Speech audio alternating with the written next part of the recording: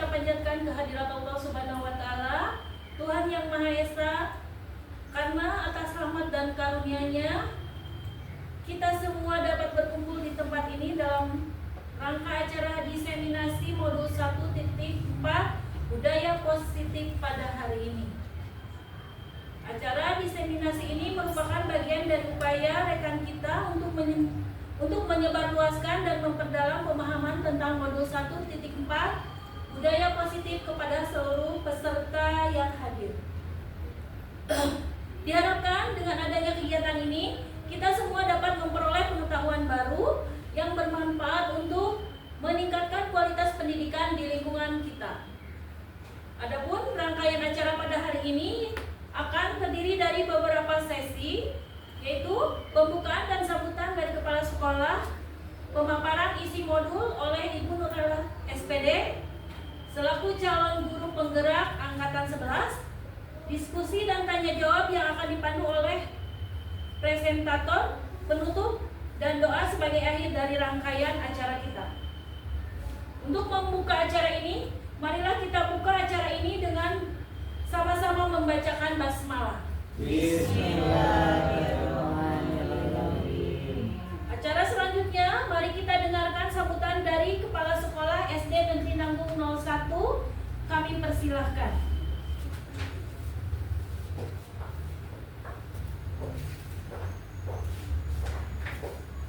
Bismillahirrahmanirrahim. Assalamualaikum warahmatullahi wabarakatuh. Waalaikumsalam warahmatullahi wabarakatuh. Rekan-rekan guru SD Nanggung 1 yang saya hormati, alhamdulillah pada kesempatan hari ini kita bersama-sama berkumpul di ruangan ini dalam rangkaian kegiatan diseminasi yang akan disampaikan oleh salah satu rekan kita, Ibu Nurlela, dalam rangkaian kegiatan atau salah satu tugas dari kegiatan pendidikan yang sedang beliau ikuti, yaitu kegiatan pendidikan guru penggerak. Saya ucapkan semangat terus kepada Bu Nurlela dalam melaksanakan setiap tugas yang ada di pendidikan guru penggerak. Mudah-mudahan apa yang Bu Nurlela lakukan bisa menjadi inspirasi bagi kita semua, bisa menjadi motivasi bagi kita semua untuk mengikuti jejak beliau. Karena apa? Karena di pendidikan guru penggerak yang saya tahu kembali lagi kepada kita, kembali lagi untuk perbaikan pembelajaran yang kita lakukan di sekolah. Bagaimana kita memperlakukan siswa di dalam kelas, bagaimana kita melaksanakan pembelajaran sehingga bisa membangkitkan minat bakat siswa kita di dalam kelas. Dalam kesempatan kali ini, Bu Nurlela nanti akan menyampaikan atau melakukan diseminasi pengetahuan yang beliau dapatkan di modul 1 dari mulai 1.1 sampai 1.4. Kalau tidak salah, benar ya? Ikuti dengan sebaik mungkin. Insya Allah apa yang nanti Bapak Ibu dengarkan dari apa yang Bu Nurlela sampaikan akan ada manfaat bagi kita semua. Setidaknya akan memberikan gambaran seperti apa materi-materi yang beliau terima di saat melaksanakan pendidikan. Mudah-mudahan nanti setelah kita mengetahui apa yang disampaikan, kita akan jadi timbul tertarik. Karena apa? Karena saya harap tidak hanya Bu Nurlela saja yang bisa mengikuti pendidikan guru penggerak di sini, tapi semua guru di sini. Karena apapun itu untuk kebaikan kita. Insya Allah saya sebagai kepala sekolah di sini akan selalu mendukung untuk Bapak Ibu bisa mengupgrade kemampuan, bisa memperbaharui apa yang menjadi kompetensi Bapak Ibu di dalam kelas. Mungkin itu saja yang ingin saya sampaikan. Sekali lagi saya selamat menyampaikan selamat melaksanakan diseminasi pada Bu Nurlela. Mudah-mudahan acaranya lancar, kemudian kita bisa mendapatkan ilmu, tambahan ilmu yang baik. Itu saja. Saya tutup. Assalamualaikum warahmatullahi wabarakatuh. Waalaikumsalam warahmatullahi wabarakatuh. Terima kasih Ibu Kepala Sekolah yang sudah memberikan motivasinya untuk kita semua. Selanjutnya mari kita simak bersama pemaparan tentang modul 1.4 budaya positif yang akan disampaikan oleh Bu Nurlela SPD selaku calon penggerak angkatan, selaku guru penggerak angkatan 11 Kabupaten Bogor. Kepadanya waktu dan tempat kami persilakan.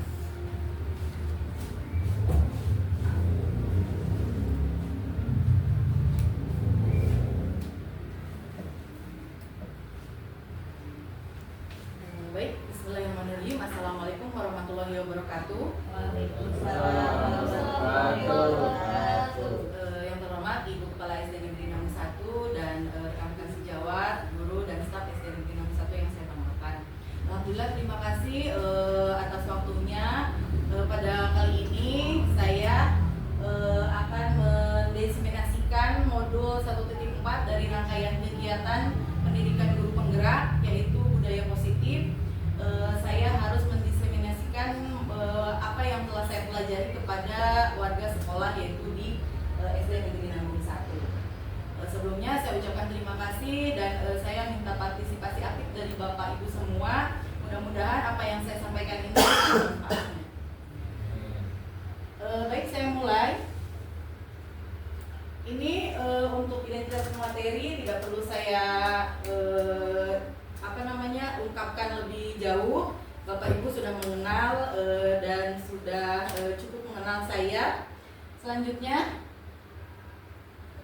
ini adalah kegiatan pendidikan guru penggerak yang sudah saya ikuti hampir 2 bulan.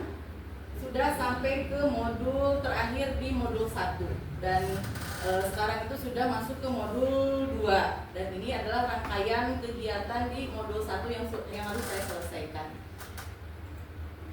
Nah, untuk aksi nyata ini saya diminta mengimplementasikan konsep-konsep inti dalam modul budaya positif di lingkungan kelas sesuai yang dibuat di tahap koneksi antar materi. Sebelumnya saya membuat koneksi antar materi dan membagikan pemahaman dan pengalaman dalam menerapkannya kepada rekan-rekan semua. Nah, sepanjang proses penerapan pun dokumentasi proses yang terjadi pada tahapan-tahapan yang dianggap penting berupa foto dan video akan saya bagikan kepada rekan-rekan semua. Selanjutnya, pada sesi berbagi ini saya akan membagikan 2 hal, yakni pemahaman terhadap konsep kunci dalam modul budaya positif, yaitu perubahan paradigma belajar, disiplin positif, motivasi perilaku manusia, kebutuhan dasar manusia, posisi kontrol restitusi, keyakinan kelas, dan segitiga restitusi. Terus sesi yang selanjutnya yaitu pengalaman dan pembelajaran yang didapat setelah menerapkan konsep-konsep kunci tersebut baik di kelas ataupun di rumah. Nah, berawal dari sebuah budaya positif atau ekosistem positif yang disampaikan oleh Ki Hajar Dewantara, kita ambil contoh perbandingannya dengan hidup tumbuhan seorang petani. Dalam hakikatnya sama kewajibannya dengan seorang pendidik yang menanam padi misalnya hanya dapat menuntun tumbuhnya padi. Ia dapat memperbaiki kondisi tanah, memelihara tanaman padi, memberi pupuk dan air, membasmi ulat-ulat dan jamur yang mengganggu hidup tanaman padi tersebut. Ini yang disampaikan oleh Ki Hajar Dewantara. Implementasinya adalah kita pun terhadap peserta didik seperti itu. Kita hanya menuntun, bukan menuntut. Nah, konsep-konsep inti dalam modul budaya positif ini ada 6 poin. Di mana yang pertama adalah perubahan paradigma belajar yang tadinya dari stimulus respon menjadi teori kontrol. Yang kedua adalah disiplin positif dan 3 motivasi perilaku manusia. Yang ketiga 5 kebutuhan dasar manusia. Yang keempat keyakinan kelas, ada hukuman dan penghargaan. Yang kelima posisi kontrol restitusi dan yang keenam segitiga restitusi. Selanjutnya kita beranjak ke perubahan paradigma tadi. Boleh bisa diikuti apa yang saya sampaikan, Bapak Ibu. Kita coba ada A dan B. Ketika A Anda dan B teman Anda, ya. Sobeklah secari kertas kecil, tuliskan benda atau sesuatu yang sangat berharga untuk Anda. Misalkan ya, letakkan di salah satu tangan Anda dan genggam benda tersebut dengan segala daya. Contoh, Bu Ane menulis di kertas, digenggam. Pak Asrul adalah temannya. Gitu. Buatlah sebuah kepalan. Teman Anda akan mencoba sekuat tenaga dan berbagai cara untuk meminta Anda memberikan benda tersebut. Ya, ketika Bu Ane, coba Bu Ane ya memegang, Pak Asrul tuh ingin dengan segala cara ingin membuka hal tersebut. Nah, ini apa yang terjadi? Nah, apakah Anda atau B membuka kepalan tangan Anda? Mengapa? Apa alasan Anda atau B membuka kepalan tangan Anda? Ya, Kalau misalkan Bu Ane yang membuka, Bu Ane pasti punya alasan. Kalau Pak Asrul yang memaksa membuka, pasti punya alasan. Apakah Anda atau B menutup kepalan tangan Anda? Mengapa? Apa alasannya tetap menutup? Nah, dalam kegiatan ini, sesungguhnya siapa yang memegang kendali atau kontrol untuk membuka atau menutup? Kira-kira siapa yang punya kendali? Apakah Bu Ani atau Pak Asrul? Wah, Yang punya tangan. yang punya tangan. Yang punya tangan. Jadi, ya, mohon disimpan supaya penasaran. Kita lanjutkan. Nah, ini adalah setidaknya untuk menjawab hal-hal yang tadi. Miskonsepsi tentang teori kontrol, di mana ada sebuah ilusi bahwa guru mengontrol murid. Selanjutnya, ada ilusi bahwa semua penguatan positif efektif dan bermanfaat. Kemudian ada ilusi bahwa kritik dan membuat rasa bersalah mampu menguatkan karakter.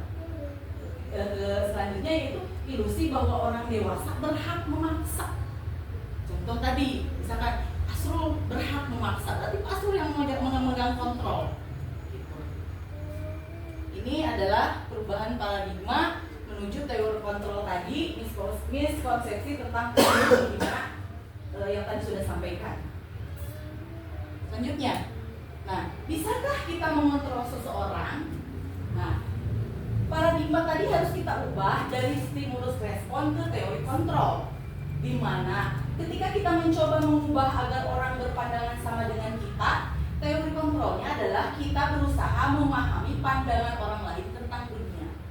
Kemudian, ketika perilaku buruk dilihat sebagai suatu kesalahan, kita posisi kontrolnya semua perilaku memiliki tujuan, entah itu perilaku buruk atau baik. Selanjutnya, orang lain bisa mengontrol saya. Kita perubahannya adalah hanya Anda yang bisa mengontrol diri Anda. Diri Anda, betul atau tidak? Betul ya. Kemudian yang selanjutnya adalah saya bisa mengontrol orang lain. Tetapi ketika paradigmanya berubah, Anda tidak bisa mengontrol orang lain. Nah, kemudian yang selanjutnya adalah pemaksaan ada pada saat rujukan gagal. Nah, tersebut paradigmanya harus diubah menjadi kolaborasi dan konsensus menciptakan pilihan-pilihan baru. Dan yang terakhir adalah model berpikir menang kalah. Tetapi teori kontrolnya menjadi model berpikir menang-menang. Gitu ya. Nah, ini masih tentang merubah paradigma stimulus respon ke pendekatan teori kontrol. Di mana ketika realitas atau kebutuhan kita sama, teori kontrolnya itu kebutuhan kita berbeda. Kalau kita menganggap kebutuhan kita sama, ternyata kebutuhan kita berbeda. Semua orang melihat hal yang sama. Teori kontrolnya, setiap orang memiliki gambaran yang berbeda. Kemudian kita mencoba mengubah agar berpandangan sama dengan kita. Kita berusaha memahami pandangan orang lain tentang dunia. Itu sama seperti yang sudah saya sampaikan sebelumnya. Ini adalah mengubah paradigma stimulus respon ke pendekatan teori kontrol. Nah, terus ada pertanyaan, bagaimana seseorang bisa berubah dari paradigma stimulus respon kepada pendekatan teori kontrol tadi? Menurut Stephen R. Covey, dia mengatakan bahwa kutipannya adalah bila kita ingin membuat kemajuan perlahan sedikit-sedikit, ubahlah sikap atau perilaku Anda. Namun, bila kita ingin memperbaiki cara-cara utama kita, maka kita perlu mengubah kerangka acuan kita. Ubahlah bagaimana Anda melihat dunia, bagaimana Anda berpikir tentang manusia. Ubahlah paradigma Anda, skema pemahaman dan penjelasan aspek-aspek tertentu tentang realitas. Jadi, ketika menginginkan sesuatu hal berubah, ternyata kita dulu yang harus berubah. Ya, ubahlah sikap kita dulu atau perilaku kita. Selanjutnya mengenai konsep disiplin positif. Ada sebuah pertanyaan pemantik untuk Bapak Ibu. Pertanyaan adalah bagaimana cara membuat murid disiplin? Ya, kita sering mendapatkan murid-murid yang melanggar peraturan, terutama dalam aspek disiplin. Pertanyaan yang kedua, siapakah yang bisa mendisiplinkan murid? Apakah guru yang mendisiplinkan murid? Atau kepala sekolah? Atau orang tua murid? Atau murid itu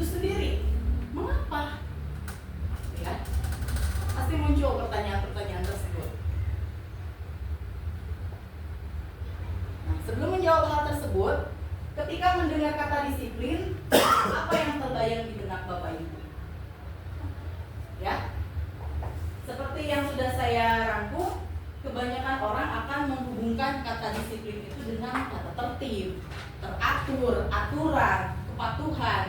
Nah, ternyata kata disiplin itu berasal dari kata disiplina, artinya belajar. Sering dihubungkan dengan hukuman juga. Ketika ada anak yang melanggar disiplin, berarti dia mendapatkan sebuah hukuman. Nah, padahal itu sesungguhnya berbeda. Karena belajar tentang disiplin tidak harus memberi hukuman. Justru itu salah satu alternatif terakhir. Kalau perlu tidak boleh digunakan sama sekali. Yang merupakan unsur utama dalam terwujudnya budaya positif yang kita cita-citakan. Ya. Selanjutnya, mengutip lagi pernyataan dari Ki Hajar Dewantara terkait makna disiplin. Di mana ada kemerdekaan, disitulah harus ada disiplin yang kuat. Sungguh pun disiplin itu bersifat self-disiplin, yaitu kita sendiri yang mewajibkan kita dengan sekeras-kerasnya, tetapi itu sama saja. Sebab jikalau kita tidak cakap melakukan self-disiplin, maka penguasa lain mendisiplinkan kita. Dan peraturan demikian itulah harus ada di dalam suasana yang merdeka. Jadi tetap kata Ki Hajar Dewantara harus ada yang mendisiplinkan kita jika kita tidak tidak berusaha mendisiplinkan diri sendiri. Nah, bagaimana untuk menciptakan murid yang merdeka? Syarat utamanya adalah harus ada disiplin yang kuat. Disiplin yang dimaksud adalah disiplin diri yang memiliki motivasi internal dari dirinya sendiri. Sebagai pendidik, tujuan kita adalah menciptakan anak-anak yang memiliki disiplin diri sehingga mereka bisa berperilaku dengan mengacu pada nilai-nilai kebijakan universal dan memiliki motivasi intrinsik bukan ekstrinsik. Nanti saya sampaikan kebijakan-kebijakan universalnya. Nah, selanjutnya masih mengutip perkataan dari Ki Hajar Dewantara, di mana merdeka itu artinya tidak hanya terlepas dari perintah, tetapi juga cakap membuat memerintah diri sendiri. Ya. Nah, ini contoh nilai kebijakan, nilai-nilai kebijakan. Nah, nanti Bapak Ibu, saya akan tampilkan contoh keyakinan kelas. Nah, keyakinan kelas itu dimulai dari kita mendiskusikan nilai-nilai kebijakan. Nilai-nilai kebijakan ini ada banyak.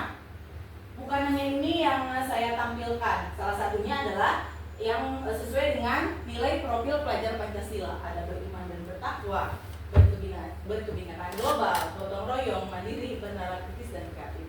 Dan juga ada dari beberapa organisasi lain yang memberikan contoh nilai-nilai kebijakan universal. Nah, saya merefleksikan diri.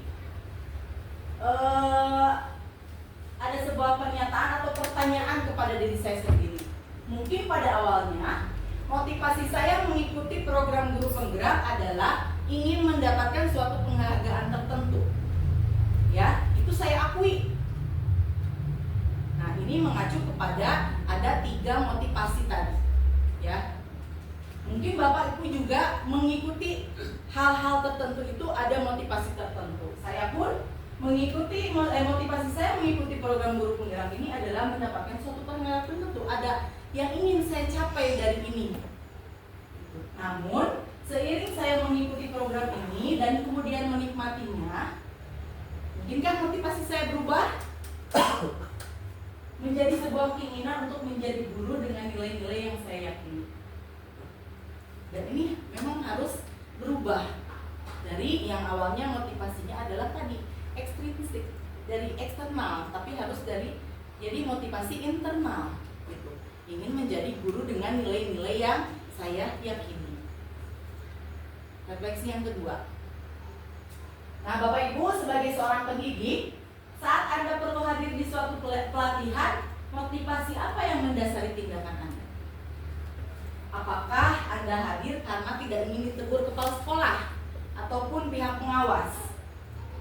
Nah, ini sebagai sesuatu yang menghindari ketidaknyamanan atau hukuman. Motivasi kita itu seperti itu. Atau Anda ingin dilihat atau dipuji oleh lingkungan, atau mendapatkan penghargaan sebagai guru atau kepala sekolah berprestasi. Nah, ini berarti motivasinya adalah yang atas itu menghindari hukuman atau ketidaknyamanan, otomatis kan kalau misalkan kita diminta untuk mengikuti pelatihan daripada diomongkan gitu, datang weh, mungkin ada motivasi seperti itu. Kemudian yang kedua, mendapatkan imbalan atau penghargaan. Nah yang ketiga, motivasinya adalah kita ingin menjadi pembelajar sepanjang hayat, menjadi orang yang berusaha, bertanggung jawab, menghargai diri sendiri, sebagai teladan bagi murid, sebagai teladan bagi rekan sejawat. Nah, ini adalah menghargai nilai-nilai kebajikan diri sendiri itu tadi. Kembali lagi ke motivasi saya ikut pendidikan guru penggerak pun, saya pada awalnya adalah di sini ingin mendapatkan penghargaan atau ada sesuatu yang ingin saya capai. Tetapi seiring berjalannya waktu, nah saya menemukan motivasi saya itu ternyata saya ingin menjadi pembelajar sepanjang hayat, dan mudah-mudahan itu pun bisa Bapak Ibu implementasikan setiap ada kegiatan atau motivasi-motivasi kita saat ini.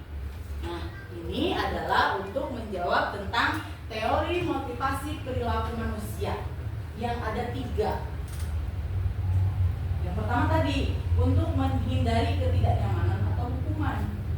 Namanya motivasi eksternal. Jadi bukan ada datang dari diri sendiri, tetapi karena sesuatu hal. Apa yang akan terjadi apabila saya tidak melakukannya? Wah, mendapat teguran dari kepala sekolah. Yang kedua, mendapatkan imbalan dari orang lain atau institusi. Apa yang akan saya dapatkan apabila saya melakukannya? Ini juga masih motivasi eksternal. Nah, apa yang akan saya dapatkan ketika mengikuti pendidikan guru penggerak? Gitu. Ini awalnya motivasi saya mengikuti program KMC.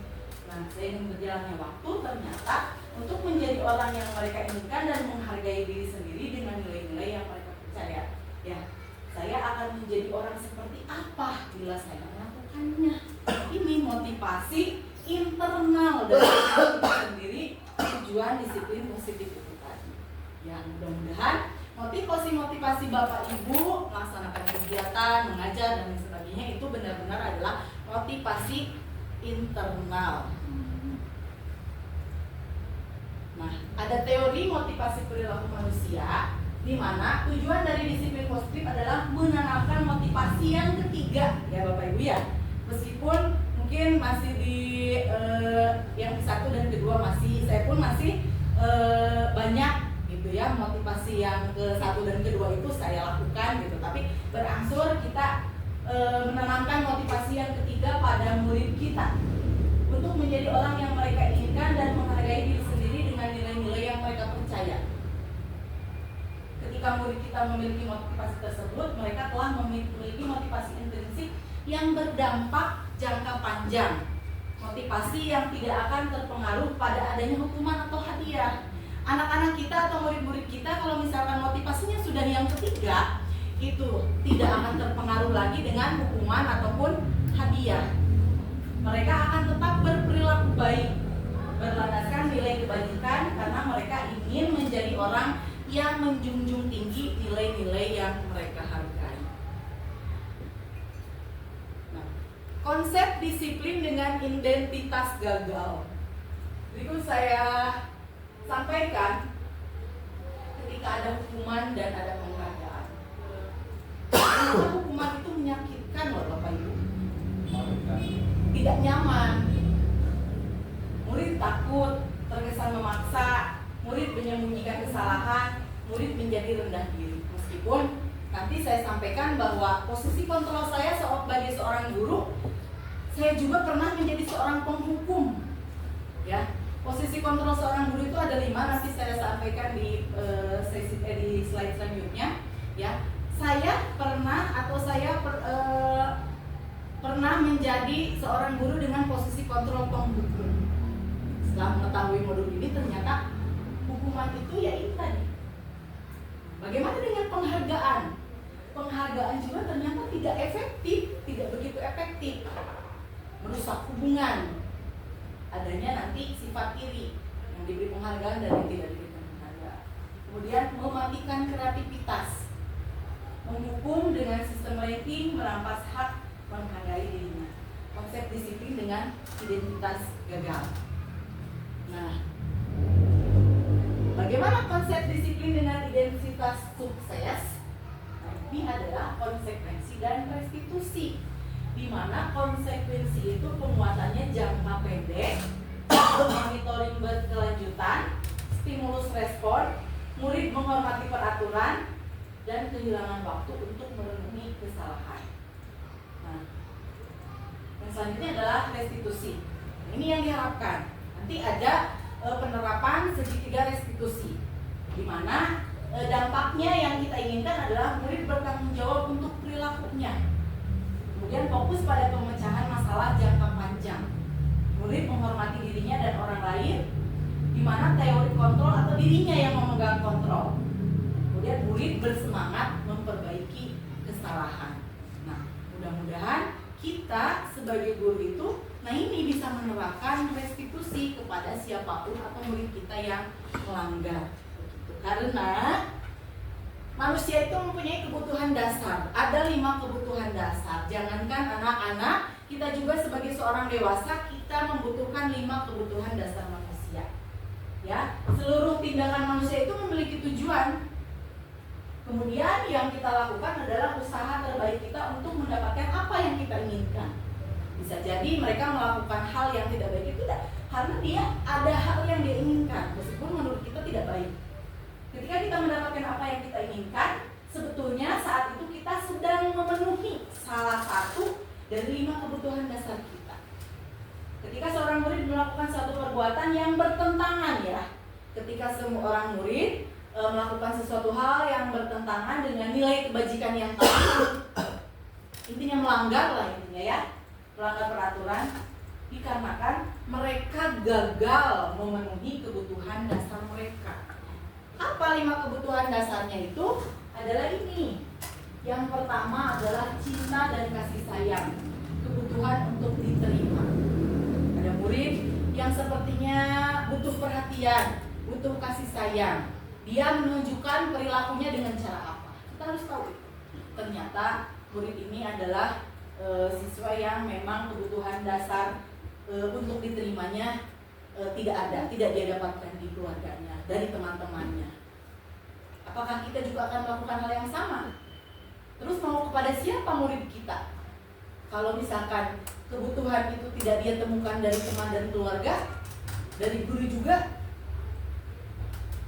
Kemudian kebutuhan dasar yang itu adalah penguasaan, pengakuan atas kemampuannya. Kemudian kebutuhan dasar manusia itu ada kesenangan, ada kebebasan. Kebebasan ini kebutuhan akan pilihan, dan tentunya yang paling utama itu adalah bertahan hidup. Saya berikan contoh kasus, Bapak Ibu, bisa ditelaah. Kira-kira siswa ini ingin memenuhi kebutuhan dasar yang mana? Contoh, ada studi kasus Ibu Ambar, guru wali kelas 2A di SD Pelita Hati, sedang bingung menghadapi ulas salah satu murid di kelasnya, Doni. Beberapa anak di kelas 2A telah datang padanya dan mengeluhkan Doni yang sering meminta bekal temannya dengan paksa. Ya, jika Anda menghadapi situasi seperti Ibu Ambar, apa yang akan Anda lakukan? Menurut Anda, kira-kira apa alasan Doni melakukan hal itu? Boleh? Ada yang bisa mengangkat tangan? Kira-kira kebutuhan dasar apa yang dibutuhkan Doni ketika dia merebut bekal temannya secara paksa? Kebutuhannya, kebutuhan 5 kebutuhan dasar tadi, antara diterima, disayang, penguasaan, kesenangan. Nah, 5 kebutuhan dasar manusia itu pertama bertahan hidup, kebutuhan untuk diterima, pengakuan atas kemampuan, kebebasan, kesenangan. Si Doni ini sebenarnya ingin memenuhi, dia kan melanggar, ya, kita anggap melanggar karena merebut bekal temannya dengan paksa. Kira-kira kebutuhan dasar apa yang ingin dia penuhi, atau dia tidak terpenuhi kebutuhannya yang mana? Bertahan hidup. Bertahan hidup bisa. Karena mungkin Doni adalah di rumahnya orang kekurangan, itu ayah makan, nggak ada buat makan, orang tuanya tidak mampu. Ada jawaban lain? Cinta dan kasih sayang bisa. cinta dan kasih sayang. Dia butuh apa? Butuh yang seperti itunya, Iya, temannya. seperti temannya. Dia tidak dapatkan hal seperti itu atau ingin mendapatkan perhatian. Gitu. Bukan karena ingin makanannya, tetapi ketika dia melakukan hal tersebut, dia disorakin teman-temannya, saya senang seperti itu. Saya jadikan seperti itu ya. Nah, ternyata banyak cara yang dilakukan oleh murid kita untuk memenuhi kebutuhan ini, Bapak Ibu. Saya juga sebetulnya, kenapa sih anak ini terus melanggar? Ketika ditanya, diwawancara, oh ternyata dia ini tidak terpenuhi kebutuhan dasarnya. Nah, dalam kasus tadi, ketika ditanya oleh Ibu Ambar, ya seperti yang dikatakan Pak Rudi, bertahan hidup. Ini karena dia lapar, orang tuanya tidak bisa membawakan bekal. Ya, itu dia karena kekurangan itu tadi. Gak bertahan hidup kebutuhannya. Nah, terus yang disampaikan juga oleh Pak Asrul, benar sekali. Bisa jadi Doni itu ingin merasakan cinta dan kasih sayang teman-temannya, ya, cari perhatian. Gitu. Ketika teman-temannya mensoraki, dia senang. Gitu. Nah, dan yang menjawab kekuasaan pun benar. Apabila jawaban Doni adalah dia merasa hebat karena temannya jadi takut, wah, merasa jadi paling jago di kelas, maka dia jadi takut, dia ingin berkuasa. Iya, gitu. Kemudian, nah, bila jawaban Doni dalam kasus di atas adalah bahwa dia merasa bosan dengan bekal makanan yang dibawa ibunya dari rumah, karena ibunya terus membawakan bekal yang sama, misalkan tiap hari dengan telur dadar, dia ingin punya pilihan, dia kebutuhan dasar untuk memilihnya tidak dia dapatkan begitu. Ya. Kemudian kalau misalkan dia menjawab iseng aja Pak, iseng aja Bu, gitu. Berarti dia butuh kesenangan, gitu. Dia kebutuhan dasar kesenangannya belum terpenuhi. Nah, pada baiknya jadi ketika seorang murid melanggar itu, kita harus pahami kebutuhan dasar mana yang dia butuhkan atau belum terpenuhi dengan cara ya bertanya kenapa murid melakukan pelanggaran. Selanjutnya, ada budaya positif di lingkaran besar. Ternyata mengerucut lagi itu lingkungannya harus positif. Nah, lingkungan positif didukung oleh keyakinan kelas.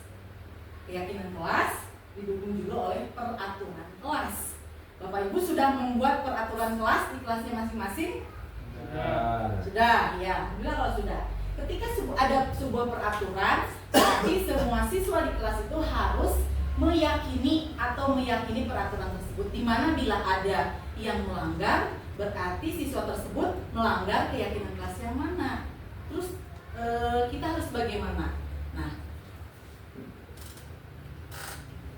ada keyakinan kelas, hukuman, dan penghargaan. Mengapa tidak peraturan saja? Mengapa harus keyakinan? Contohnya ada di pertanyaan yang pertama. Mengapa kita memiliki peraturan harus menggunakan helm bila mengendarai kendaraan roda 2? Alasannya apa? Keselamatan, betul. Ya, menggunakan helm ketika mengendarai roda 2 itu nilai kebijakannya, nilainya adalah keselamatan. Kemudian, mengapa kita memiliki peraturan tidak boleh merokok di lingkungan sekolah? Kenapa? Karena takut siswanya mengikuti gurunya. Siswa mengikuti gurunya, ya. Contoh yang tidak baik. Beri contoh yang tidak baik. Kan? Untuk mendukung motivasi inklusif, kembali ke nilai-nilai keyakinan yang lebih menggerakkan seseorang dibandingkan mengikuti serangkaian peraturan-peraturan. Jadi untuk melanggar hal tersebut itu intinya lebih datang dari dirinya sendiri, tidak terikat pada karena mengikuti aturan. Nah, keyakinan kelas itu sebagai fondasi dan arah tujuan sebuah kelas yang akan menjadi landasan dalam memecahkan konflik atau permasalahan di dalam sebuah kelas yang pada akhirnya menciptakan budaya positif. Itu tujuan akhirnya. Kalau misalkan kita di kelasnya tidak ada diatur, tidak ada peraturan atau tidak semua siswa dan guru tidak meyakini bahwa hal itu, nilai kebijakan itu perlu dan ini tidak perlu, nanti khawatirnya lingkungan kelas tadi, lingkungan kelasnya tidak nyaman dan tidak aman, tidak kondusif untuk pembelajaran. Oke, selanjutnya ini berikut contoh-contoh kesepakatan kelas. Ya, Bapak Ibu yang sudah membuat kesepakatan kelas atau keyakinan kelas, contohnya seperti ini, dengan tepat waktu mengucapkan salam.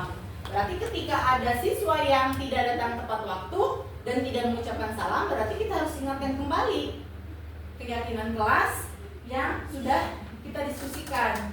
Gitu. Ini ada beberapa macam kebijakan, kesepakatan kelas ya. Itu ada hormat, bekerja, diterima dan dimiliki. Ini kita pada saat saya juga membuat keyakinan kelas, kita rumuskan dulu nilai kebajikan-kebajikan yang dipersalahnya, apa yang ingin disepakati di kelas supaya lingkungan belajar kita nyaman dan tertib atau aman. Ada sebuah peraturan, kemudian keyakinan kelasnya apa? Ya, misalkan peraturannya begini. Ketika saya memberikan pertanyaan, peraturan apa saja yang akan kita ikuti di kelas? Anak-anak menjawab, selalu kembalikan buku-buku ke tempatnya. Gitu. Berarti, nah untuk membuat keyakinan kelasnya itu berasal dari nilai kebajikan tadi. Nilai kebajikan yang mana?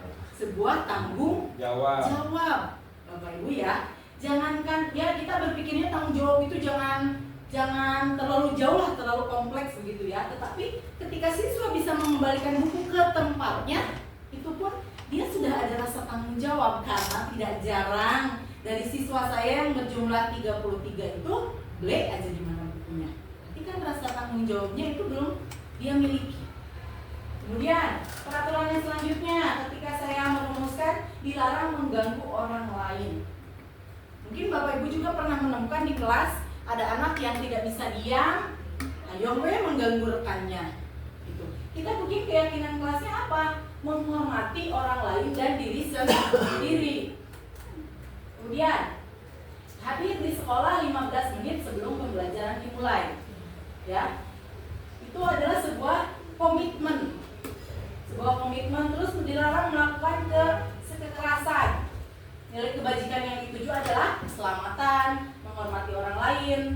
Gitu. Kemudian ada peraturan dilarang menggunakan narkoba. Ya, itu nilai kebajikannya atau nilai kebajikan yang dituju adalah apa? Tentang kesehatan, betul.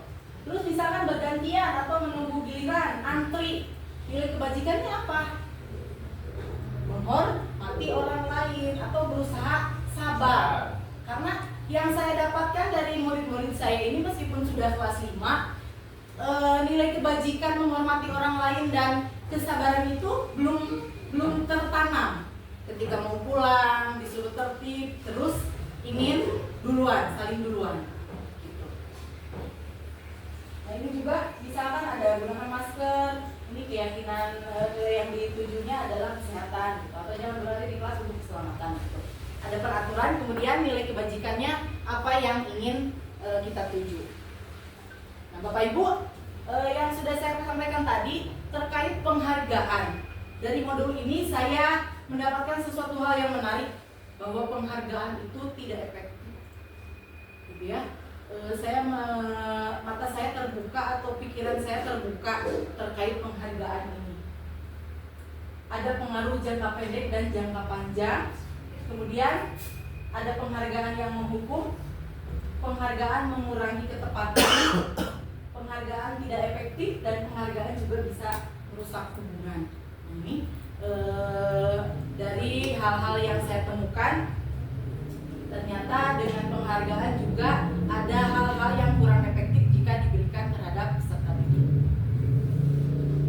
Nah, oke, untuk supaya tidak mengantuk, ada sesuatu yang bisa Bapak Ibu kerjakan, tidak dikerjakan seperti ya. Ada pernyataan yang ditindakan oleh guru, Bapak Ibu tinggal memilih hukuman atau konsekuensi. Ya. Boleh dituliskan, itu ada berapa poin ya? 1, 2, 3, 4, 5, 6, 7. Boleh, Pak. Wow. Nanti kita kunci jawabannya ada, tapi ini kita menyamakan dulu persepsi.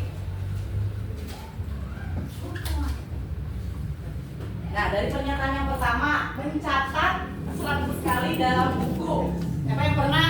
Ada yang pernah? Ada. Mencatat 100 kali di dalam buku, kalimatnya saya tidak akan terlambat lagi karena terlambat ke sekolah. Jadi ketika ada siswa yang terlambat, nah sama gurunya itu disuruh nulis nih 100 kali, saya tidak akan terlambat lagi. Menurut Bapak Ibu, ini adalah hukuman atau konsekuensi? Oke, yang pertama itu. Yang kedua, lari mengelilingi lapangan basket 2 kali karena terlambat hadir di sekolah. Nah, kalau yang ini ketika terlambat, dia diminta lari mengelilingi lapangan. Ini konsekuensi atau hukuman?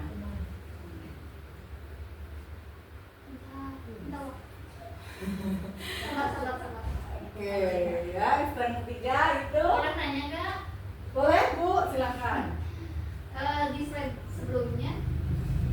sebelumnya tadi ada penghargaan itu bisa jadi sebuah hukuman. Kalau merusak hubungan sih kebayang, tapi yang namanya penghargaan itu menjadi sebuah hukuman itu bagaimana konsepnya gitu? Ya, nanti akan saya selanjutnya di slide selanjutnya, Bu, ya. Ada. Takutnya dilewat begitu saja. Saya Ya, jadi siap. bingung. Ya. Di slide ini Bapak Ibu bisa membedakan terkait hukuman dan konsekuensi. Enggak, saya beri waktu 2 menit ya.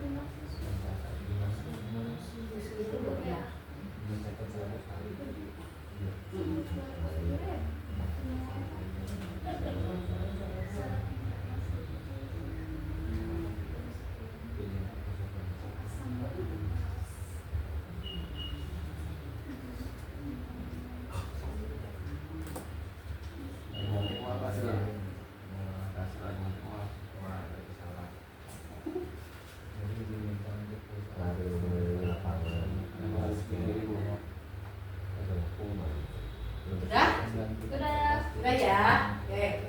Baik.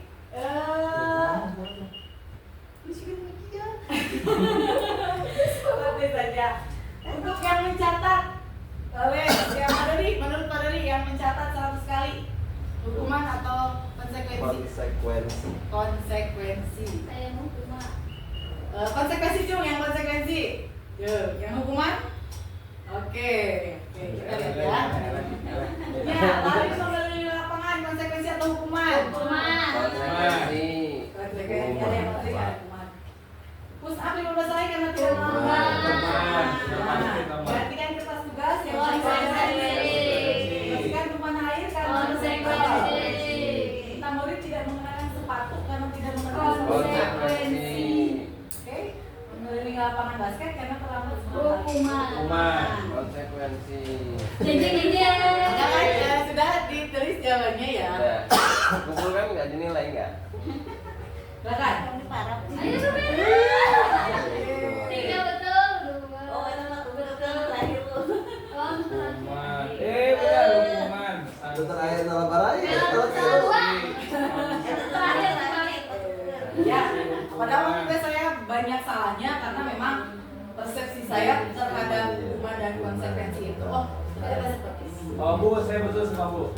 Oi, Lulus luar banget biasa. sama Bapak. Kalian kasih tepuk keren dulu buat Pak. Wow, keren. Wow, keren. Ya. keren. Jika mungkin yang paling mencolok adalah dari pembeli lapangan basket 2 kali karena terlambat 10 menit untuk pelajaran berjumpa. Ada lagi meneliti lapangan basket karena terlambat dan sekolah. Apa bedanya? Nah, ini dikatakan hukuman karena sebelumnya tidak ada kesepakatan. Nah, kalau ini berarti sudah ada kesepakatan dengan guru PJ4 tadi, ya. Itu ada keyakinan yang diyakini bersama dulu, ada kesepakatan dulu yang disampaikan terlebih dahulu ketika melakukan ini. Gitu. Nah, untuk mengetahui perbedaannya, nah antara hukuman dan konsekuensi, di mana hukuman itu sesuatu yang menyakitkan harus terjadi. Nah, ketika konsekuensi adalah sesuatu harus terjadi. Nah, hukuman membuat anak sakit fisik maupun hati untuk jangka waktu yang lama. Traumanya luar biasa Bapak Ibu ya.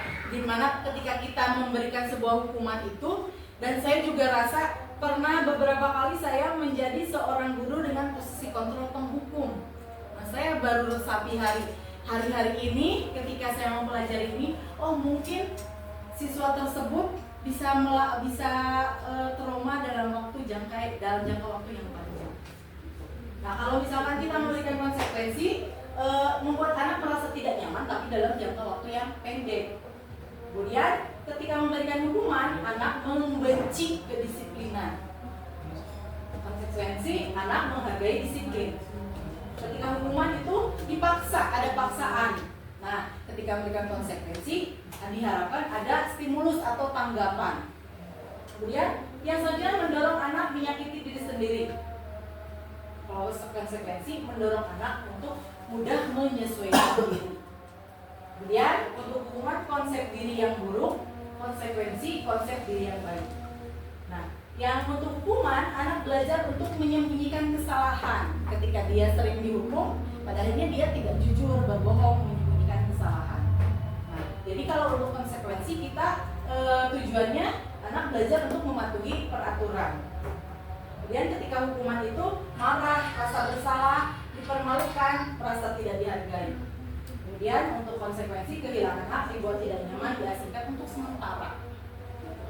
Ini disadur oleh Stephen Grace Yayasan Pendidikan Hukum. Nah, masih belum ini terkait hukuman dan konsekuensi. Saya lanjutkan dulu ke posisi kontrol yang sudah saya jelaskan dari sebelumnya. Ya, ada 5 posisi kontrol sebagai guru ataupun sebagai orang tua, di mana ada identitas gagal, ada identitas berhasil atau sukses. Tetapi identitas sukses itu ada yang kontrol dari luar dan ada kontrol dari diri sendiri. Nah, identitas yang gagal ini sebagai tadi posisi kontrol sebagai seorang guru itu ada penghukum, pembuat orang merasa bersalah, teman, pemantau, dan manajer. Ada 5 Bapak Ibu. Silakan Bapak Ibu resapi, pernahkah melaksanakan 5-5-nya atau lebih dominan yang mana? Itu. Dimana ketika menghindari hukuman itu posisi kontrolnya adalah penghukum, pembuat orang merasa bersalah. Nah, untuk penghukum, guru berbuat. Ini kita refleksi diri saja ya Bapak Ibu ya. Apakah Bapak Ibu pernah menghardik, menunjuk-nunjuk, menyakiti atau menyindir? Itulah posisi kontrol sebagai seorang penghukum. Nah, apa yang dikatakannya? Kalau kamu tidak melakukannya, rasakan. Ya, dengan suara keras, suara kasar. Hasilnya apa? Mungkin siswa memberontak, menyalahkan orang lain, berbohong. Pernah Bapak Ibu ini saya lakukan sebagai seorang penghukum. Dan murid berkata, biarkan saja, nanti juga marah lagi. Ada sampai terdengar oleh telinga saya sendiri ketika saya berkata-kata kepada anak yang melanggar, biarkan saja, nanti juga si ibunya marah-marah lagi. Nah, dampaknya apa? Mengulangi kesalahan, mendendam, bahkan membenci, memberontak kepada saya. Nah, bagaimana sebagai pembuat orang merasa bersalah? Ini pun pernah saya lakukan, Bapak Ibu. Bahkan saya kira ini adalah trik jitu yang saya lakukan ketika anak membuat pelanggaran atau melakukan pelanggaran. Ketika posisi kontrol sebagai pembuat orang nakal bersalah adalah berceramah, mengatakan seharusnya kamu tuh di sekolah begini, ibu kecewa. Jadi membuat seorang anak itu merasa bersalah kalau melakukan hal tersebut. Saya pikir ini adalah trik paling jitu untuk seorang anak jerak tidak melakukan kesalahannya lagi. Nah, guru berkata, kamu seharusnya, kamu sudah tahu, ibu lelah, ibu capek, ibu stres menghadapi kamu gitu. Jadi seorang anak itu kan bukan dia sadar kesalahannya apa, tapi dia sudah membuat si ibu seperti itu begitu. Hasilnya apa? Menyembunyikan, menyangkal, berbohong. Bahkan terhadap anak saya sendiri, saya pernah melakukan sebagai posisi kontrol pembuat rasa bersalah. Gitu. Yang pada akhirnya hasilnya apa? Dia menyangkal, dia berbohong. Ternyata memang posisi ini belum tepat. Paling murid berkata, ya udah maafkan saya bu, begitu. Jadi merasa rendah diri, gitu. Ada posisi kontrol yang ketiga, yaitu sebagai teman, di mana guru membuatkan alasan-alasan untuk muridnya. Guru berkata, ayolah lakukan ini demi ibu, gitu ya, seolah merayu seperti teman dengan ramah. Masa tidak mau, ingat tidak ibu pernah bantu misalkan ya, dengan kata-kata yang mendekati, ramah. Itu posisi kontrol sebagai teman, dimana nanti anak itu jadi lemah, tidak mandiri dan bergantung, ngeyel jadinya nanti ya. Nah, ada lagi posisi kontrol sebagai pemantau, dimana pemantau itu ya itu tadi hanya memantau, tetapi nanti langsung eksekusi begitu.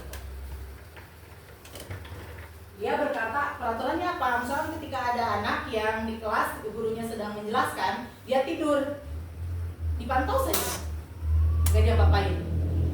Tapi ketika sudah selesai, oke, peraturannya apa ketika kamu tidur di kelas? Dari kamu ibu kurangi misalkan. Itulah proses memantau. Jadi dipantau tetapi langsung eksekusi. Nah, hasilnya apa? Dampaknya menitik beratkan pada sanksi atau hadiah untuk dirinya. Jadi ketika posisi guru lebih ke pemantau, jadi dia itu akan berkata berapa banyak poin atau nilai yang harus saya dapatkan, berapa halaman yang harus saya tulis. Jadi lebih ke menitik beratkan pada sanksi atau hadiah. Nah, posisi yang selanjutnya adalah manajer, Bapak Ibu. Ini posisi yang dikatakan paling ideal, di mana ketika ada pelanggaran, guru mengajukan pertanyaan-pertanyaan, kemudian menanyakan apa yang kita yakini, apa yang bisa kamu kerjakan untuk memperbaiki masalah ini, gitu. Dimana hasil akhirnya adalah siswa bisa mengevaluasi diri, bagaimana cara memperbaiki diri. Nah, itu posisi kontrol. Bapak Ibu bisa pikirkan atau refleksi diri, pernahkah menjadi posisi kontrol seperti apa? Gitu. Pak Asrul, yang Bapak Asrul rasakan sudah menjadi posisi kontrol seperti apa? Bisa jadi pemantau. Pemantau sering dilakukan. Ya. Oke, Pak Nanang, Iya. posisi kontrol Bapak yang sering Bapak lakukan. Pasti menghukum. Ya, benar, itu kalaupun memang pernah menjadi penghukum, saya pun pernah melakukannya begitu. Kadang-kadang Ya, itu karena memang di satu waktu menjadi penghukum itu ya memang bisa dilakukan seperti itu. Cuman ya kembali lagi ke mana? Yang idealnya adalah kita adalah posisinya sebagai manajer. Gitu. Nah, yang selanjutnya adalah ini peraturan, ada pemantau. Kalau ada pemantau ini ada peraturan, terus ada konsekuensi. Kalau manajer ada nilai-nilai yang ditanyakan, kemudian memperbaikinya. Nah, selanjutnya yang sudah ada yang tadi ditanyakan, kenapa penghargaan itu bisa menjadi hukuman, dihukum oleh penghargaan gitu. Karena pernyataannya seperti ini, ketika kita memberikan sebuah penghargaan, dihukum oleh penghargaan itu ibaratnya seperti ini, ketika kita meminta anak untuk bangun pagi atau misalkan terus-menerus dengan memberikan penghargaan atau hadiah gitu ya, terkesan anak itu tersebut tidak bisa melakukannya tanpa adanya penghargaan. Nah, itu yang namanya dihukum oleh penghargaan dari pernyataan sebelumnya itu tadi. Dihukum oleh penghargaan itu contohnya misalkan karyawan yang selalu masuk tepat waktu, atau guru yang selalu masuk tepat waktu mendapatkan reward gitu. Seolah-olah kita itu kalau misalkan tidak mendapatkan reward tidak bisa datang tepat waktu gitu. Padahal tanpa reward pun bisa. Nah, itu namanya dihukum oleh penghargaan. Penghargaan sebagai hukuman itu tadi. Ya. Mudah-mudahan bisa jelas. Saya lanjutkan kepada restitusi. Nah, di mana restitusi adalah proses menciptakan kondisi bagi murid untuk memperbaiki kesalahan mereka. Jadi intinya dampaknya adalah murid tersebut bisa memperbaiki kesalahan yang mereka lakukan, sehingga mereka bisa kembali pada kelompok mereka dengan karakter yang lebih kuat. Ada cirinya, 9 ciri-ciri restitusi, di mana yang pertama bukan untuk menebus kesalahan, tetapi untuk belajar dari kesalahan. Yang kedua untuk memperbaiki hubungan. Yang ketiga ada tawaran, bukan paksaan. Jadi ketika konsekuensi itu bukan datang dari kita, kamu harus melakukan ini karena telah berbuat ini, tetapi dia yang menawarkan, sehingga hal tersebut bisa merubah karakter siswa tersebut dari yang tadinya melanggar menjadi yang mentaati peraturan. Kemudian yang keempat, restitusi menuntut untuk melihat ke dalam diri. Jadi benar-benar muncul motivasi internal dari dirinya sendiri. Restitusi mencari kebutuhan dasar yang menjadi tindakan. Tadi kebutuhan dasar apa yang belum dia dapatkan. Kemudian restitusi adalah cara yang paling baik. Fokusnya pada karakter bukan tindakan. Fokus pada solusi, mengembalikan murid yang salah pada kelompoknya, bukan mengucilkannya. Nah, ini dia segitiga restitusi adalah tahapan untuk ketika menghadapi siswa atau murid yang melanggar.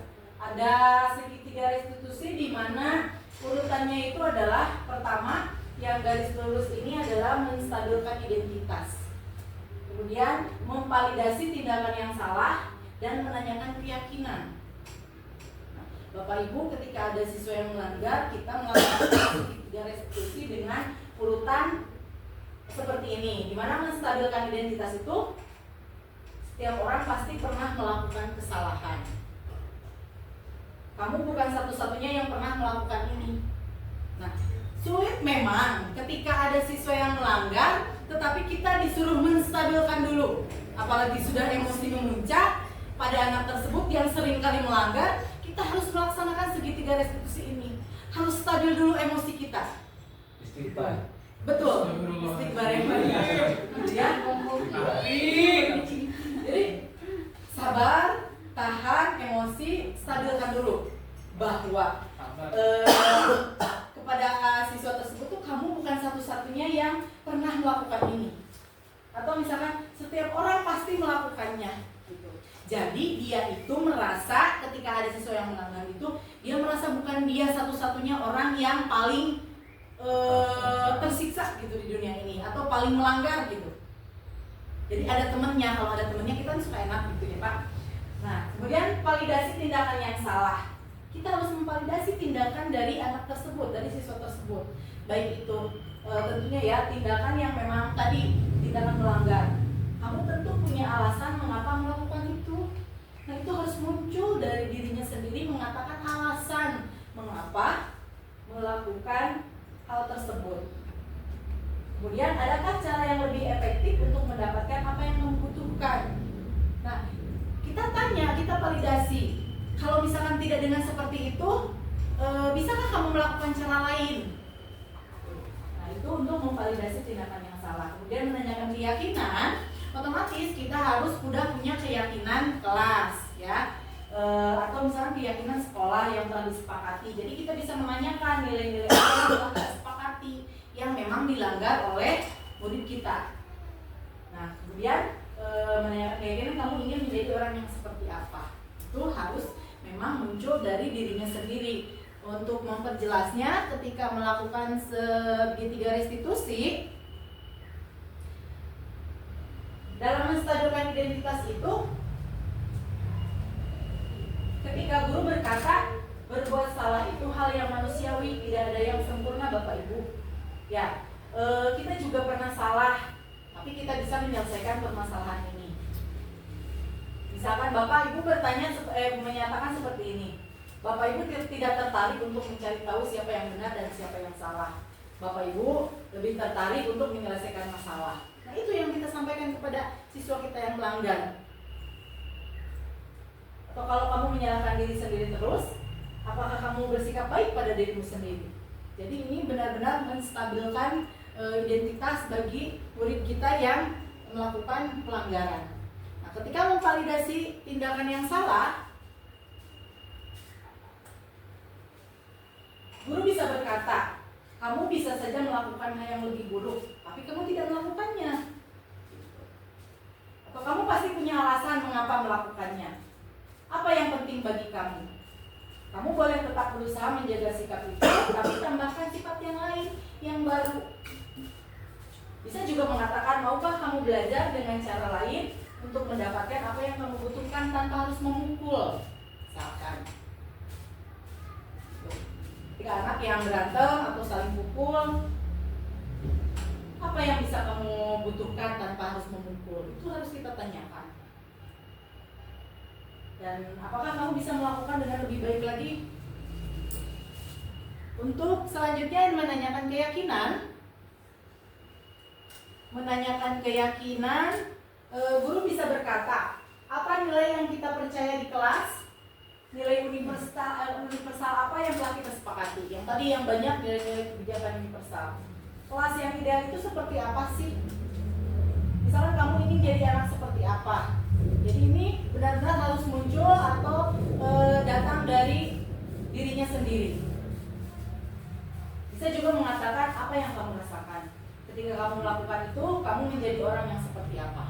Ini tahapan segitiga restitusi. Nanti ada video tentang tahapan segitiga restitusi yang sudah saya lakukan. Namun sebelum itu, saya akan tampilkan dulu terkait menyusun keyakinan kelas. Ini ketika menyusun keyakinan kelas, saya minta kita berbagi pendapat, curah pendapat dari siswa, apa itu yang menjadi peraturan-peraturan yang harus disepakati di kelas. Mereka menuliskannya ke depan atau memberikan masukan, memberikan pendapat, apakah ini boleh, apakah ini tidak boleh. Terus kalau misalkan tanggung jawab itu yang munculnya seperti apa, yang tidak munculnya seperti apa. Nah, ketika membuat keyakinan kelas itu, kita sepakati dulu nilai-nilai kebijakan universal seperti menghormati, bertanggung jawab, kerjasama atau kolaboratif, terus berusaha, berani mengungkapkan pendapat, menjaga kebersihan. Itu misalkan yang kita sepakati. Dan keyakinan kelas yang kita sepakati di kelas 5 itu pertama yaitu menghormati semua orang. Ketika menghormati semua orang yang tampaknya itu apa? Tidak mengganggu, tidak saling bully, banyak sebetulnya. ya, dari nilai kebajikan hormat menghormati ini. Kemudian yang kedua, jujur dan bertanggung jawab.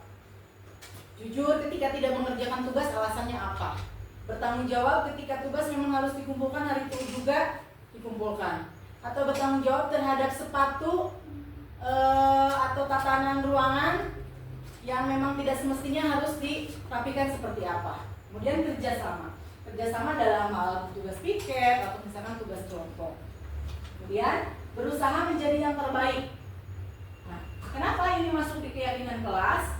Karena pada dasarnya biasanya anak itu biasa-biasa saja, tidak berusaha lebih keras untuk mendapatkan nilai ataupun tidak termotivasi begitu. Nah, di mana kita sebagai guru harus menciptakan motivasi-motivasi tadi supaya dia bisa berusaha menjadi yang terbaik bagi dirinya sendiri ataupun bagi orang lain. Karena menurut saya sampaikan kepada siswa peserta didik saya bahwa kamu harus berpikir seperti apa yang kamu bayangkan.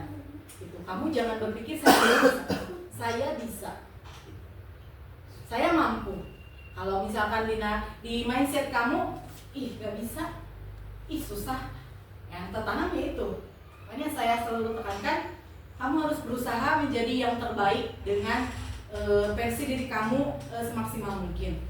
Kemudian yang kelima adalah mengungkapkan pendapat, di mana hal tersebut masih minim karena dirasa takut salah. Keberanian untuk mengungkapkan pendapat ketika menjawab pertanyaan atau menyampaikan pendapat itu tadi masih minim dilakukan oleh peserta didik karena mungkin juga kurang terfasilitasi. Maka dari itu ketika saya memasukkan keyakinan kelas di kelas 5 ini harus berani, jangan takut salah, berani mengeluarkan pendapat. Kemudian yang keenam adalah menjaga kebersihan dan kerapihan. Kebersihan dan kerapihan tetap penting untuk membuat lingkungan kelas yang aman dan nyaman. Gitu. Ini turunannya nanti kepada tugas piket dan lain sebagainya. Ini keyakinan kelas yang sudah kita sepakati di kelas 5. Selanjutnya adalah demonstrasi kontekstual tentang penerapan segitiga restitusi. Mungkin sejenak bisa Bapak Ibu lihat penerapan segitiga restitusi yang saya lakukan.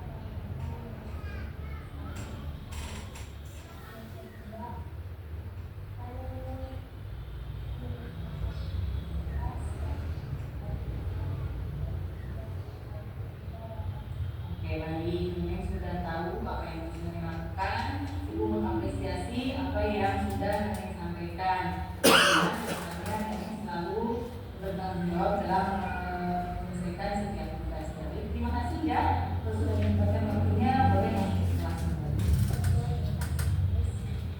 Ya.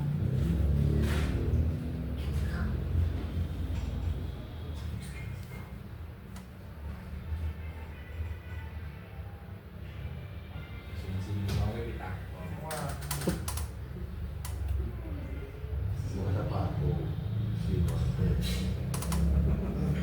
Ini kok ini gimana mau sendal. Waalaikumsalam. Ini masih segalanya. Terima kasih Bu. Ini tahu kan alasannya Ini masuk. nama gede nama.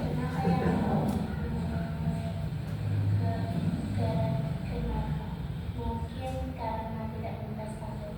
Oke, mungkin kamu tidak memiliki sepatu. Tapi sepatunya ada kan? Ada Iya. Nah, ini bawa sepatu kan ini? bau. Iya. Nah, ini tidak akan mencari siapa yang salah. Setiap tindakan pasti punya alasan. Ini tahu alasan ini tidak menggunakan sepatu.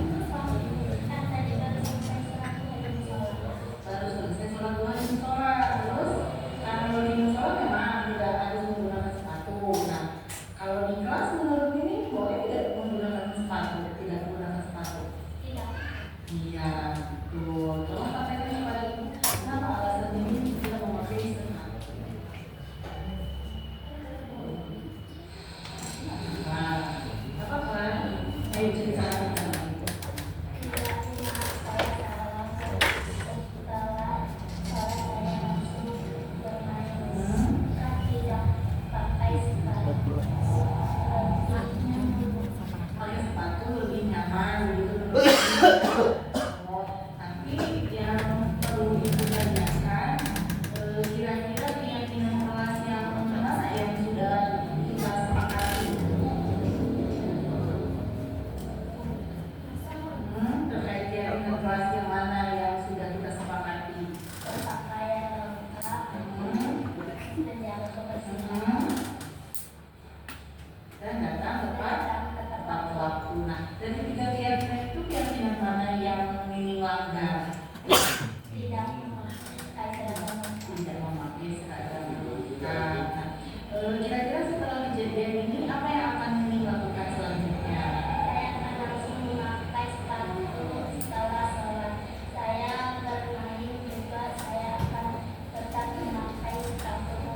Oke, ini sudah bisa memperbaiki kesalahan ini terkait melanggar keyakinan kelas yang sudah kita anggap ya. Ibu sangat berterima kasih sekali, mengapresiasi karena ini sudah tahu apa yang akan dilakukan. Dan kedepannya doakan mudah-mudahan ini selalu menjadi siswa yang menaati peraturan sekolah. Baik, terima kasih atas waktunya. Silakan boleh lanjut ke kelas lagi ya. Terima kasih ya. Permisi, Bu.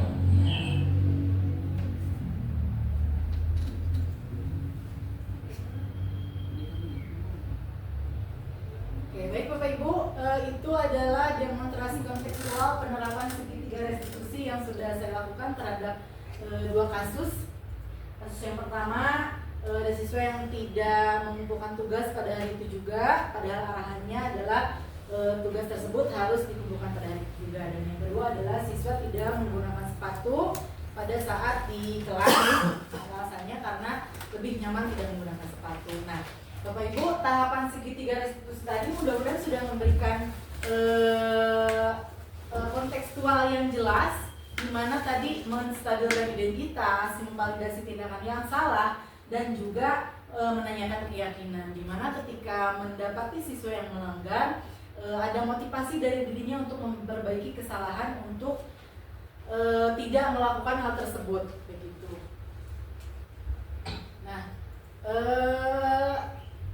dari sekian banyak slide yang saya tampilkan budaya positif di modul 1.4, mungkin dari Bapak Ibu ada yang masih kurang jelas terkait apa itu, mungkin bisa langsung ditanyakan. Mudah-mudahan saya bisa memberikan jawaban yang paling tepat tepat untuk Bapak Ibu.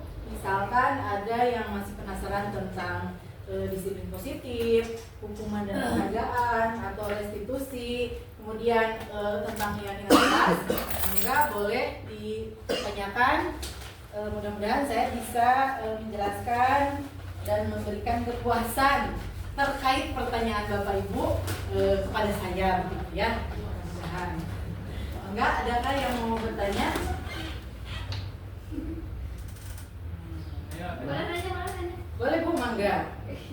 Tadi kan ada masalah di anak, kemudian kita melakukan penyelesaian dengan segitiga restitusi. Di mana dengan segitiga restitusi itu anak menyadari kesalahannya dan kemudian dia sendiri yang membuat kesepakatan untuk dirinya sendiri. Kalau sekilas sih saya tangkap seperti itu.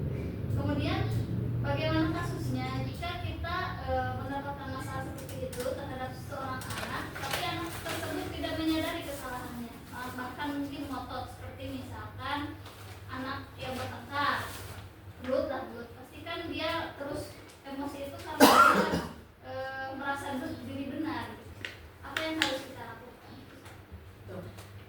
Baik, saya langsung jawab ya pertanyaan supaya tidak lupa. Itu adalah sebuah tantangan segitiga restitusi ya Bapak Ibu. Salah satu tantangan segitiga restitusi di mana hal tersebut pertama tidak muncul dorongan dari dirinya untuk memperbaiki kesalahan, terus ya di mana tadi kekeh itu yang membuat segitiga restitusi itu tidak berjalan sesuai yang kita harapkan. Karena tidak semudah itu ternyata. Ya, kita harus melakukan mediasi atau misalkan hal tersebut itu kita harus lakukan berkali-kali supaya segitiga restitusi tersebut bisa berjalan. Gitu. Dimana ya memang saya pun menemukan hal-hal tersebut karena memang untuk kasus yang saya tampilkan tadi itu kasusnya tidak melibatkan dua siswa atau lebih gitu, hanya melibatkan satu orang murid dan itu muncul dari dirinya pribadi untuk memperbaiki kesalahannya. Nah, bagaimana jika ada kasus siswa yang bertengkar tetapi mereka kekeh tidak ingin memperbaiki kesalahannya karena merasa dirinya yang paling benar, oleh temannya juga merasa dirinya paling benar. Nah, itu segitiga restitusi tetap bisa dilaksanakan, tetapi kita butuh waktu untuk melakukan hal itu karena untuk mendorong motivasi siswa dari diri sendirinya itu untuk memperbaiki kesalahan itu memang tidak mudah begitu ya. Dan itu memang harus selalu kita lakukan tahapan segitiga restitusi itu supaya dampaknya terhadap siswa itu tadi dampak-dampak yang sesuai dengan proses tahapan restitusi begitu Ibu. Maka selanjutnya ada yang mau bertanya lagi? Kalau ketemu kasus misalnya ketemu kasus anaknya ngebully temannya, itu kira-kira ngebully dengan kata-kata verbal, nama-nama orang tua. Iya betul. Nah, kira-kira gimana itu Solusinya tetap saya tawarkan pada segitiga restitusi tadi, dan juga Pak Rudi harus mencari atau mengidentifikasi ada kebutuhan dasar dia yang belum terpenuhi. Ada kebutuhan dasar di mana tidak kita tadi sebelum menstabilkan identitas, kita stabilkan dulu emosi kita. Di mana gitu mudah-mudahan dengan segitiga restitusi ini ketika menstabilkan identitas, di mana kita berkata, ya Bapak juga pernah melakukan kesalahan yang sama. Kesalahan itu wajar, tapi Bapak pasti, kamu pasti punya alasan melakukan hal tersebut.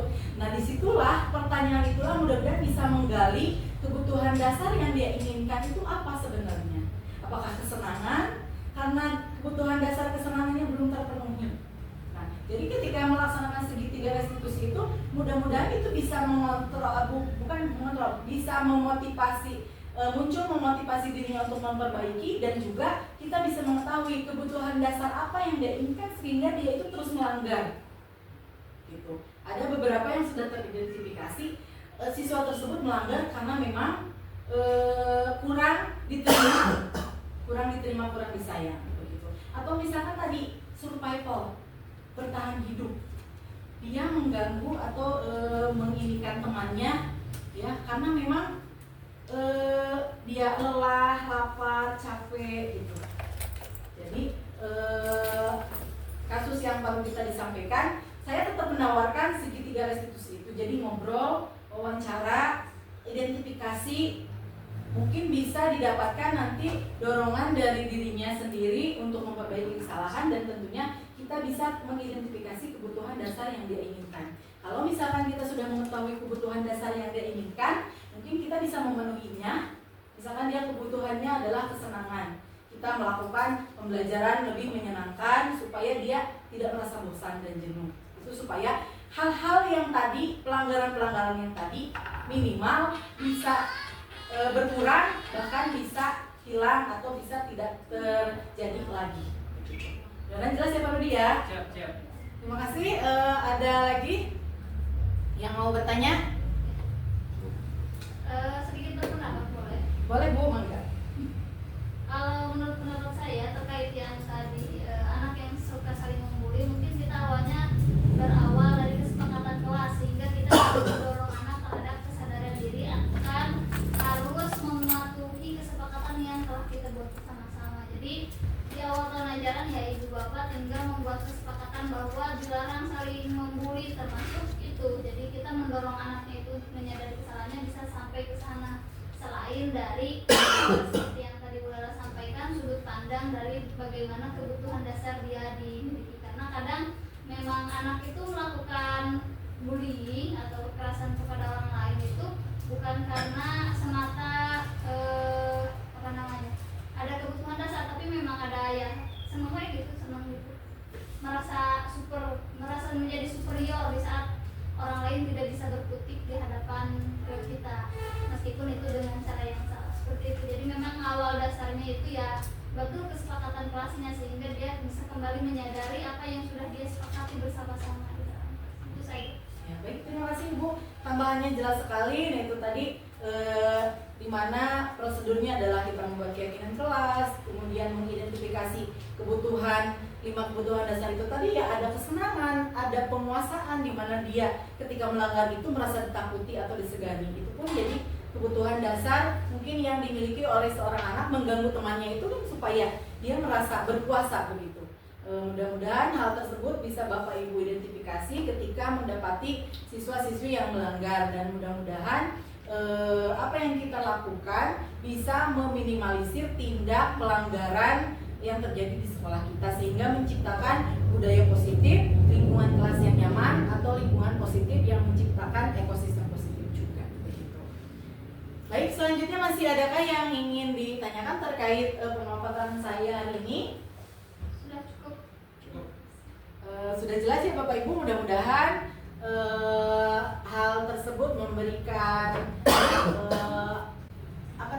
memberikan sesuatu hal yang baru, sesuatu hal yang membuat motivasi, sehingga kita bisa menciptakan lingkungan yang positif, kelas yang positif, budaya positif, dan ekosistem positif di lingkungan sekolah kita. Mudah-mudahan apa yang saya sampaikan kali ini bermanfaat bagi Bapak Ibu semua.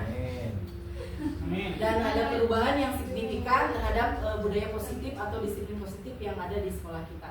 Mohon maaf apabila banyak kesalahan. Terima kasih atas partisipasinya. Presentasi kali ini saya tutup dengan mengucapkan hamdalah, alhamdulillahirabbil alamin. Wabillahi taufiq wal hidayah. Wassalamualaikum warahmatullahi wabarakatuh. Saya kembalikan kepada pembawa acara. Terima kasih kepada Bu Nur Lela atas pemaparannya yang sangat informatif. Mari kita berikan tepuk tangan yang meriah. Demikian rangkaian acara diseminasi modul 1.4 budaya positif ini. Kami berharap acara ini bermanfaat dan dapat diaplikasikan dalam tugas dan tanggung jawab kita sehari-hari.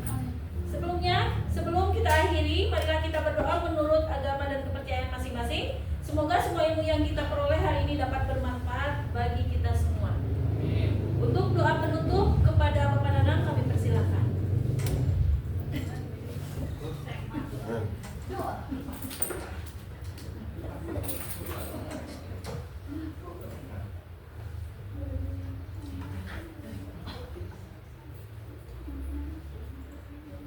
Baik, bismillahirrahmanirrahim. Assalamualaikum warahmatullahi wabarakatuh.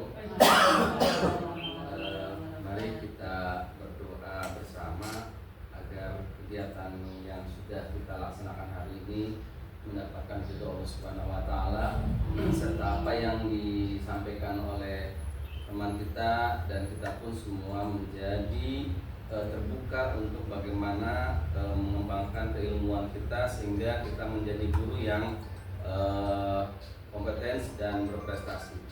Begitu mari kita berdoa ala kulinatus sholih ila hadratil Nabi Mustafa Sayyidina wa Maulana Muhammad sallallahu alaihi wasallam. Al-Fatihah. A'udzubillahi minasyaitonir rajim. Bismillahirrahmanirrahim.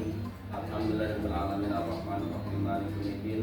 Iyyaka na'budu wa iyyaka nasta'in ihdinas siratal mustaqim siratal ladzina an'amta 'alaihim ghairil maghdubi 'alaihim waladdallin. Amin.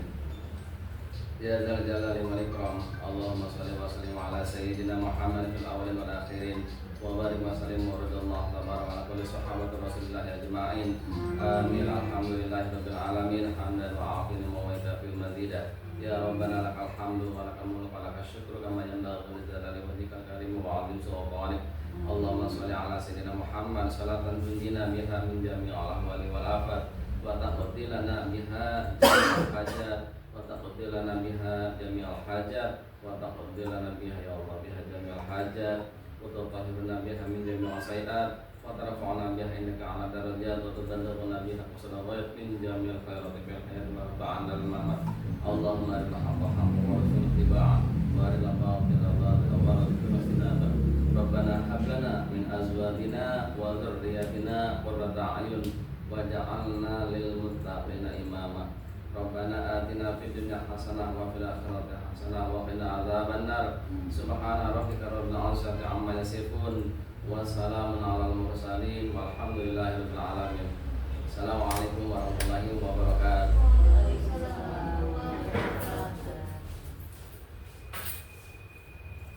Akhir kata, sebagai pembawa acara, mengucapkan terima kasih atas partisipasi dan perhatian Bapak Ibu sekalian. Mohon maaf jika ada kekurangan selama berlangsungnya acara ini. Wassalamualaikum warahmatullahi wabarakatuh. Selamat siang, sampai jumpa lagi di kesempatan yang akan datang.